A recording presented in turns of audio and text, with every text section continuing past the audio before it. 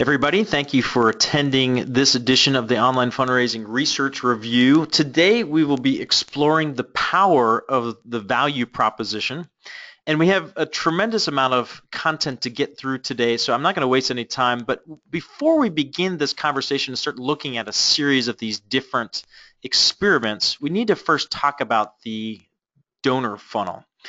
And many of you may be familiar with this concept of the donor funnel, where we have different ways of putting traffic in the top, and we're trying to use our marketing and our web content to move people from interest to involvement to investment and turn some of our visitors into prospective donors, our prospective donors into new donors, and our new donors into continuing donors that become advocates and evangelists for our cause. And this is how most of us view the world. In fact, this is how I have viewed the world for most of my direct response career until I first met the folks at MEC Labs. And if you're not familiar with MEC Labs, they are the largest optimization institution in the world. They work with some of the largest corporations on the planet. And they work with these groups to help them to optimize their online sales funnel. And through the course of their research, it's been pretty extensive. They've tested over 1 billion emails and 10,000 different conversion pathways. They've recorded and analyzed over 5 million phone calls. And they're focused on trying to answer one single question, which is this: why do people say yes? And their thesis is if we can continue to understand the reasons as to why people say yes, we can get more yeses and we can achieve greater efficiency in our marketing funnel. And through the course of this research, they have actually codified the exact variables that exist in marketing that leads more people to say yes. And when I first encountered this, I said, man, I wonder if we could apply the same type of rigorous scientific testing methodology in the nonprofit space. And so I went and met with these guys and I said, hey guys, here's my funnel. This is what it looks like. There's 3 phases. I'm trying to move people from interest to involvement to investment. They say, oh, we love the funnel. The funnel's great. It's an extremely powerful and useful analogy, but the problem is that the funnel oftentimes distorts reality. And they asked me, do you get like 100% conversion rates? I'm like, no, we don't get 100% conversion rates. And they said, you get like 90% conversion rates? I'm like, no.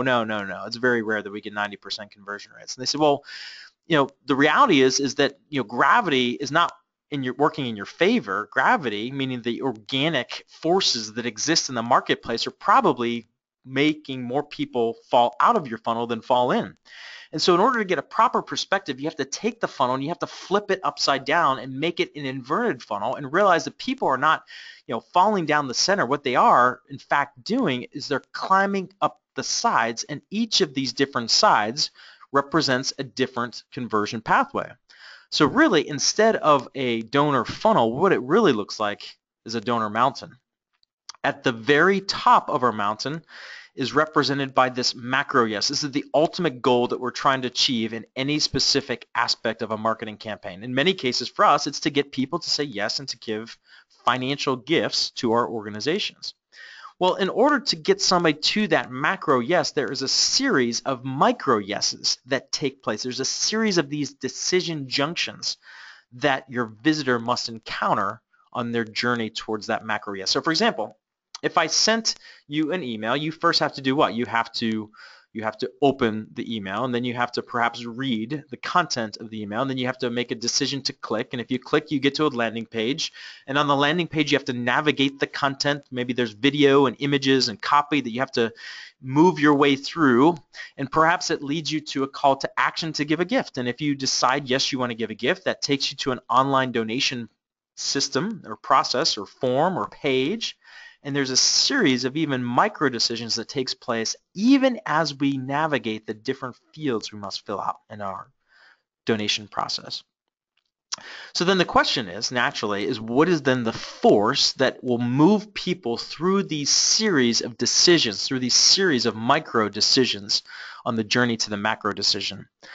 And of course, the essence of marketing is, in fact, messaging. The message is the essence of the force that moves people through these series of decisions, and the essence of the message is what MEC Labs describes as the value proposition. Very simply, does the perceived value of taking an action, of making a decision, outweigh the perceived costs. And it can't just think about this at a macro level. We have to think about this at each of these different micro decisions that take place.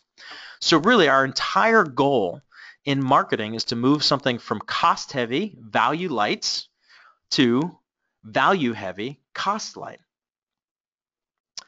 And so hopefully this little introduction kind of orients you into how we approach using the web as a living laboratory and testing some of these different value propositions in real time. So let's first look at the first test here.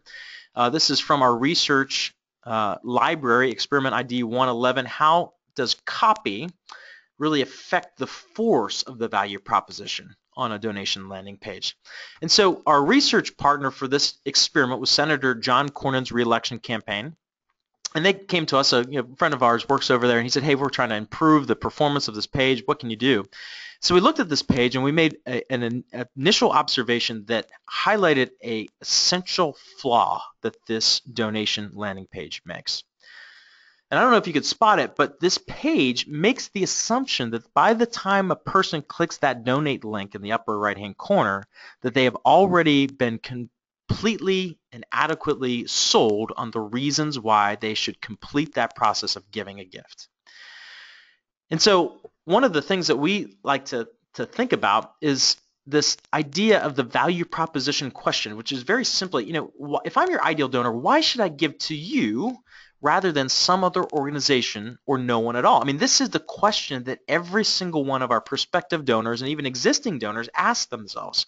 And many times it's on an unconscious level. So what we need to do is we need to anticipate this question, and we need to provide adequate evidence and reasons why somebody should continue with the process of giving a gift. So in the treatment page that we designed, we added copy. And the first thing that we did is we just changed the headline to convey value. Stand with John Cornyn. And then on the page, you'll notice we didn't make any changes to the design. We just simply added additional copy to the page. And the copy was really focused around providing reasons why donors should support Senator Cornyn's re-election campaign. And we backed up those reasons with quantifiable evidentials, or basically proof points that prove that these claims were in fact true. So you can see the control and the treatment side by side here. And we ran our A-B split test, and the treatment produced a 258% increase in donation conversion rate. And the key takeaway from this experiment that I want you to leave with is that there is a danger in assuming that your potential donor already firmly grasps your donation's unique value proposition by the time they get to that donation page.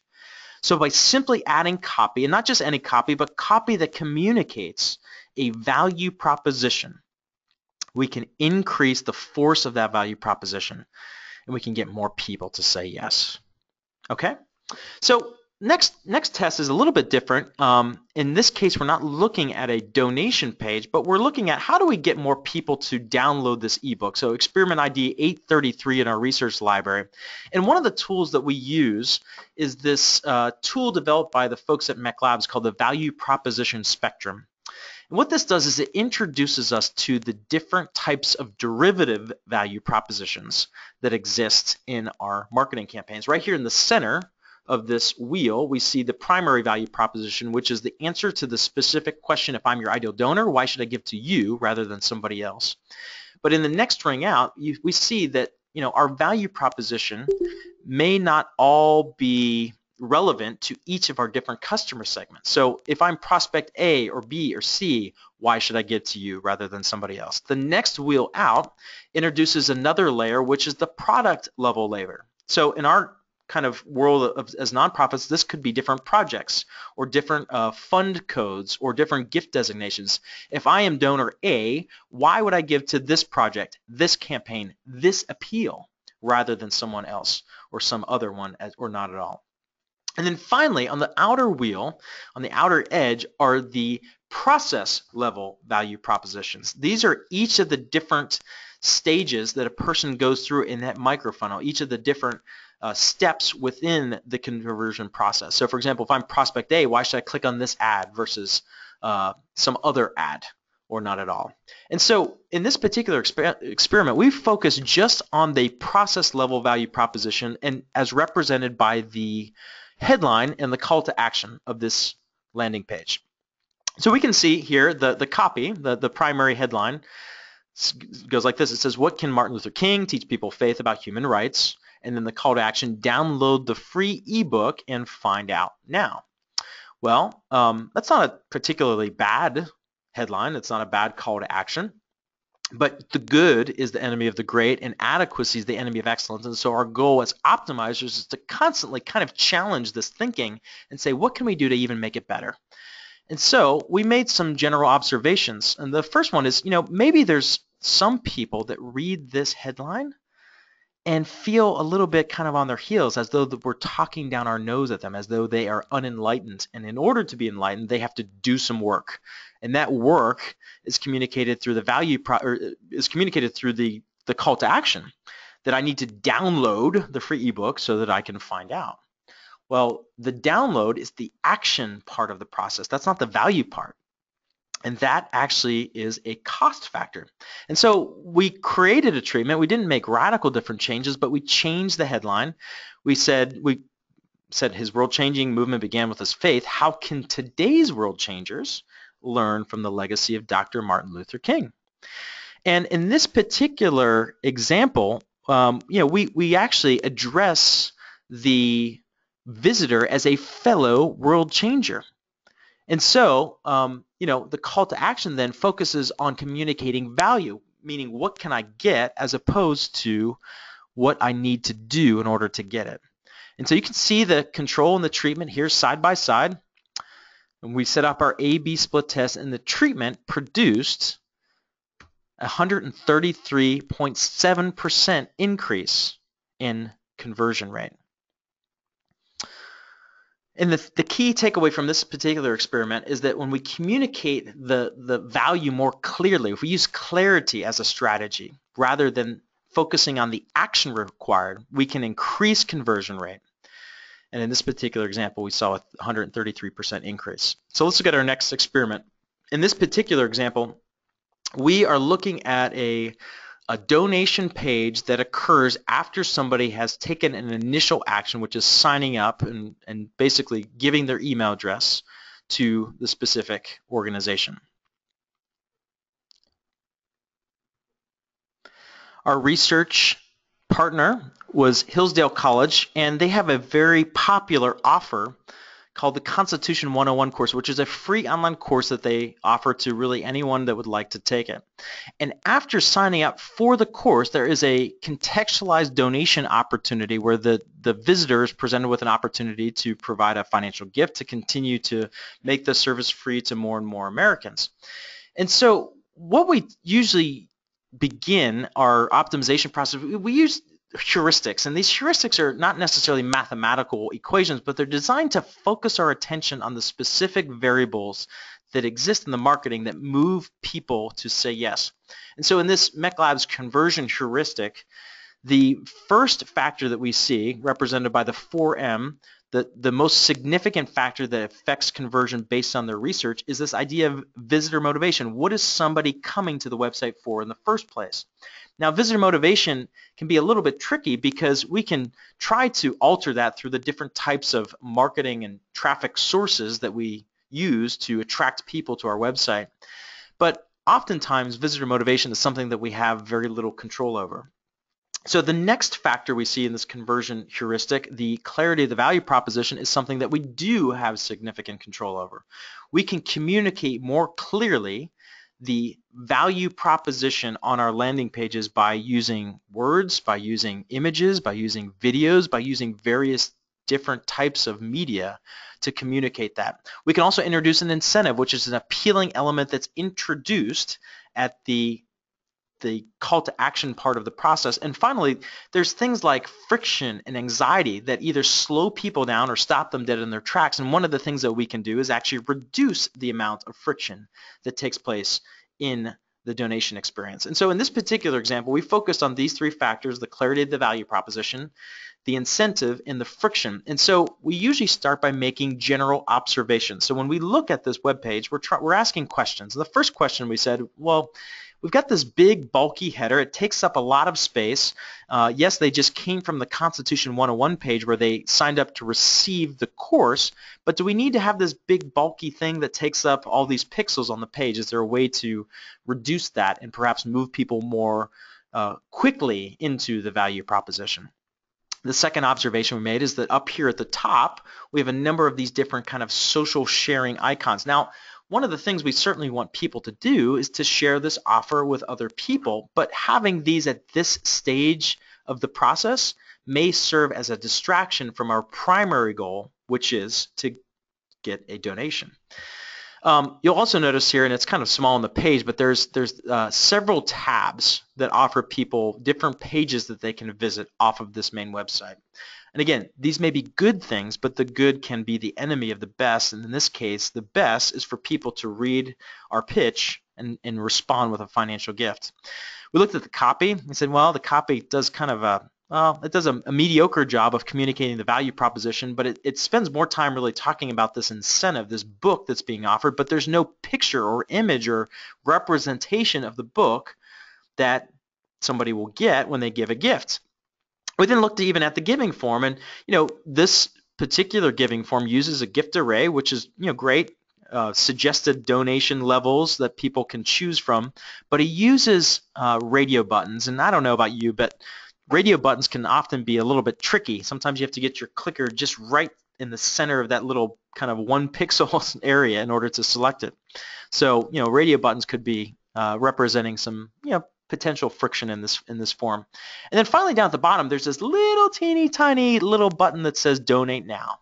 And it kind of is off to the side. It doesn't even look like it's part of this page. And so we said maybe that can be improved as well.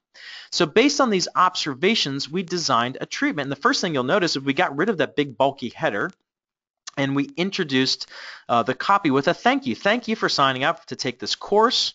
You're almost on your way to learning more about the Constitution. We reduced some of the different distracting navigation elements that existed on the page and just kind of offloaded those to the next page after somebody completes this donation process. We used the copy to communicate more value. We described the impact of somebody's gift and how that's going to make a difference. And then we also used a visual representation of the incentive that's being offered for a gift. We replaced the little tiny radio buttons with these big blue buttons, and we even changed the button copy from donate now, which is more of a command, that we're issuing. We want you to donate now, to make my gift, which is a little bit more donor-centric. And you can see the 2 pages here side by side. Control versus treatment in our A/B split test produced a 33.3% lift in conversion for the treatment. And the key learning to take away from this experiment is that when we communicate the impact of the gift, representing a strong value proposition, and if we can actually increase the value of the incentive by, in this case, using a visual representation of the book, and if we can even make it easier for people to complete the form, in this case by removing the little radio buttons and replacing those with big, easy to click blue buttons, we can reduce some of the friction in the process. So you can see how this heuristic can actually be used as a tool to guide the decisions you make about what to test, where to test, and specifically how to test your donation pages. Let's look at another donation page, and then we'll look at a couple email experiments today. This is experiment number 1007 in our research library. And in this experiment, we went through and started to think about, like, how do we optimize the actual giving form itself? Is there some ways where the layout of the form actually creates friction in the giving process? And one of the things we need to consider is that there is oftentimes mental cost associated with giving a gift. Now, we always focus on the material cost, which is, somebody's giving a financial gift, so there is some sort of material cost to them. But there's also mental cost, and the mental cost is often represented by the difficulty of the process. And so again, in our little micro decision process in our funnel here, we're trying to move our value factors from value light, cost heavy, to value heavy, cost light. And so with our research partner, in this particular example is CaringBridge, and many of you may be familiar with CaringBridge. It's a website where you can create a secure blog to share updates about medical and illnesses and even recovery processes with family and friends in a secure area. It's a very popular website. They get over 500,000 users of their website every single day. Well, one of the things that people don't actually always realize is that CaringBridge is a nonprofit organization that relies upon the financial support of donors to continue to provide the service for free to the public.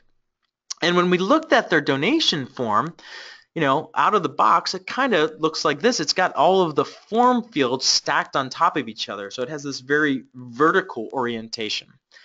And so one of the questions we asked is there a way for us to actually reduce the perception of the amount of work that's required to complete this form? Well, in the treatment that we designed, we did not remove any fields. We simply changed the orientation of the fields and the presentation of them on the giving form. So you see here first name and last name is side by side. We grouped the city, state, zip, and the address information so that they're using less vertical space in the form. We even grouped the different payment information together, and you can see them side by side here. The control has all the form fields stacked on top of each other, and the treatment has these form fields more compressed and organized together by different content type. And the perception here is that the form on the left is longer. Well, the reality is both of these forms request the exact same amount of information. And when we ran our A/B split test, the treatment produced a 39.4% increase in conversion rate. And this highlights a very critical point. Friction is not something that exists on the page. It's something that lives in the mind of your potential donor. Simply by changing the orientation of the fields, we can create the perception that less work is required, reducing those mental cost factors and unlocking an additional 39%, in this case, increase in conversion. Very interesting. Let's keep moving. We're almost out of time. I know we want to get this done in 30 minutes. So let's look at a couple email examples. One of the things that we like to try and analyze is how important are different variables in email to get more people to click and obviously get more visits to the donation page and getting more donations. And so in this particular example, we're testing the perceived value of video in an email. And so the control version of this email, and this is part of a year-end campaign, has a screenshot of a video that exists on the landing page, and the call to action is to click here to see my special message, to click to watch the video. And so we said, well, let's take the video, let's make a transcript of it, and let's just put the transcript on the landing page. So then our call to action is not to watch the video, it's just to click here to see what's happening at DTS. And so you can see the control and the treatment here side by side. The control has the screenshot of the video that exists on the landing page. The treatment just simply has a text call to action and simply is just a text-based appeal. We set up an A/B split test, and the treatment produced a 2.9% decrease in click-through rate. However, it was not statistically significant, meaning we did not reach the required sample size in order to validate this result, and we did not reach a 95% level of confidence, which suggests that this specific experiment is not there's no significance. And if we even look at the difference here, even if it was statistically significant, would I be willing to give up a 2.9% drop in click-through rate if the video cost me $5,000 or $10,000 to make? Well, I probably would, right? And so one of the things that we want to do is figure out, well, what are the factors that really make a difference? And in this particular example, the time and cost necessary to develop a video, man, it may not produce the proportional added value that we might expect from an investment like that. So moving on from things that really, may not make a big difference in email to things that actually really do. Urgency, and we all know this, man, when we have those urgent end-of-year campaigns and we can convey that deadline, that usually really makes a difference. But we wanted to try and figure out how big of a difference does it make, and how do we actually use email to increase kind of like the force of that urgency factor. So in this particular example, this is another end-of-year campaign email, and there's a direct ask and call to action made in the email to give, and it makes reference to the fact that this is part of the year-end campaign and to give your gift now.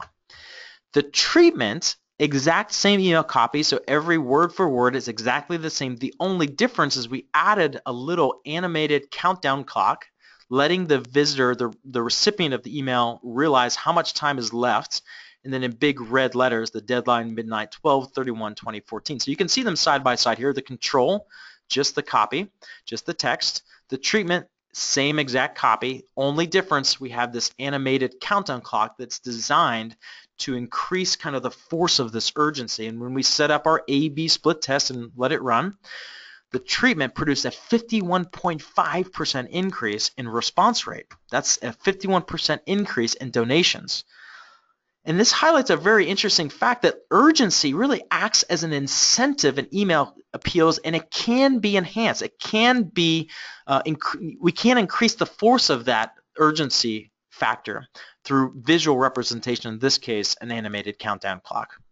So let's look at one more email experiment, and then we'll pretty much wrap up for today's session. And one of the things that we always kind of ask ourselves is, how do we improve the tone of our messaging? What is the appropriate tone for solicitation? And how might making it seem a little bit more personalized, a little bit more one-to-one make a difference? So in this particular example, this is part of an end-of-year campaign as well for the Heritage Foundation. And the control version of the email is sent from the typical sender, Jim DeMint, who is their president.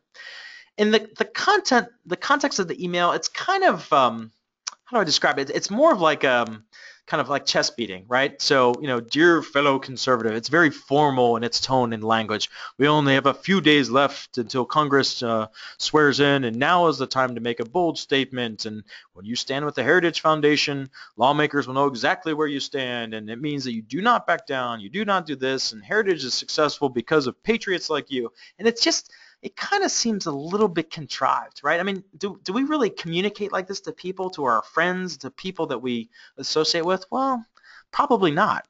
And so with our treatment, we said, how can we create an email that's a little bit more believable? Maybe something that is a little bit more casual in nature, and maybe even something that comes from a more plausible sender. So in this case, we actually changed the sender from Jim DeMint to Christy Fogarty, who is their Director of Membership Programs. The subject line, check it out, very interesting, checking in. Now, I've received several emails from Christy with the subject line checking in the past, and so when I even received this, I kind of, even though we designed the treatment, I kind of tricked myself. Even look at the casual way that it opens up. Hey there, I wanted to check in to see if you'll be able to contribute towards our $1 million goal by December 31st deadline. You can make your year-end contribution here. I hope you'll be able to stand with us by the end of the year. Thanks for your support. Have a happy new year. All my best, Christy Fogarty. So you can see the side-by-side, the treatment versus the control. And in our A/B split test, this really blew our doors off. We had no idea we'd see this kind of difference. 380% increase in revenue from the treatment.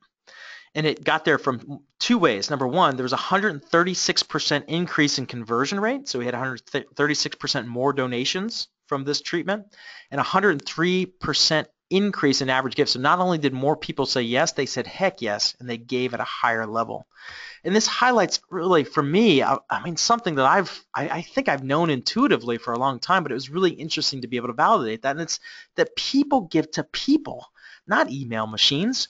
The more that a solicitation can feel like a genuine one-to-one communication, the greater the potential for increased response.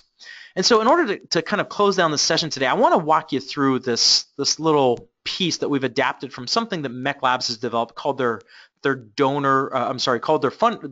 marketers creed, and we've created something that is similar called a fundraisers creed. And it begins by just kind of thinking about, okay, if our goal is to communicate our value proposition to the donor, we must be steering ourselves away from framing that value proposition with organizational centric logic. We must embrace a new paradigm, which is framing the value proposition with donor centric logic, because it doesn't make sense. If it doesn't make sense to the donor, it's not going to resonate with them. And so I want to share with you this first part of this fundraisers creed, which is a donor's protest. So this is coming from the perspective of your donor. I'm not a target. I'm a person. Don't market to me. Communicate with me. Don't wear out my name and call me friend until we know each other. And when you say give now, I hear hype. Clarity trumps persuasion. Don't sell. Say. I don't give to websites, I give to people. And here's a clue. I dislike organizations for the same reason I dislike people. Stop begging. It's disgusting. And why is your fundraising voice different than your real voice? The people I trust don't patronize me. In all cases where the quality of information is debatable, I will always resort to the quality of the source. My trust is not for sale. You need to earn it. Dazzle me gradually. Tell me what you can't do, and I might believe you when you tell me what you can do. In case you still don't get it, I don't trust you. Your copy is arrogant, your motive seems selfish, and your claims sound inflated. If you want to change how I give, first change how you communicate. It's pretty rough, huh? But this is the reality of kind of the mindset of the person on the other side of the screen, and we must embrace this perspective if we are going to communicate more effectively. And so we have 3 articles as part of our Fundraisers Creed, which is a response to this protest from the donors. Article 1, we believe that people give to people, that people don't give to organizations or from websites, that people give to people. Fundraising is not about programs, it's about relationships. Article 2, we believe that brand is just a reputation, fundraising just a conversation, and giving is an act of trust. Trust is earned with 2 elements, integrity and effectiveness, and both demand that you put the interest of the donor first. And final article, we believe that testing trumps speculation and that clarity trumps persuasion. Fundraisers need to base their decisions on honest data, and donors need to base their decisions on honest claims. What I would implore you to do is just to consider this, and maybe even share this with members of your team, and consider developing a new paradigm with how you communicate, and really, striving to kind of test some of these long-held best practices using the web as a living laboratory to find out what really, really works, and try to understand how we can really change the way we communicate and start speaking our donors' language. So we're just about out of time, but before we actually leave, and I certainly would love to get your questions, and feel free to respond to me directly or to any member of our staff. But I do want to introduce you to a new tool that we've developed. This is our brand new, we're kind of unveiling it this month, our NextAfter research library. So we have taken all of our experiments, and we're in the process of actually cataloging all of them in this online web portal that you can fully access. We have over 100 experiments, I think, in there now. And each experiment provides a little bit of a background on the experiment itself. We introduced the research question, what are we trying to test and answer through this experiment? We even highlight the different MEC Labs conversion variables that we tested in the experiment. We provide the full data sets, the creatives, so you can actually study what specifically changed from the treatment from the control. And then we also have like slides that walk you through the examples that you can download and share with your colleagues or friends, and really use this as kind of an idea starter as to what to test, where to test, and how to test on your own websites. And the final thing I want to share with you is that coming up on May 19th at noon, we're going to do our next internet broadcast, and we're going to do something a little bit different. We're going to do a live optimization session. And so what I would like you to do, if you'd like, is go to research.nextafter.com/live-optimization. And again, we'll send out an email with a link to this so you don't have to remember it. But go ahead and submit one of your conversion pages. It doesn't have to be a donation page. It certainly can if you want. It could be an email sign-up page. Any page on your website that has some sort of form and a way for people to take action. We'd love to see those, and we're going to select a number of those different pages and facilitate a virtual focus group of peers that can help you come up with ideas of ways to optimize your page, and our team will certainly be part of that process as well. So remember, mark your calendar for that, May 19th at noon, our next optimization summit, and we are going to do this live optimization where we test some of your pages and give you some ideas of what to test. So thank you again for attending our session today. Hope you found the content to be useful, and we look forward to having you on one of our next sessions very, very soon. Thank you, and have a great day.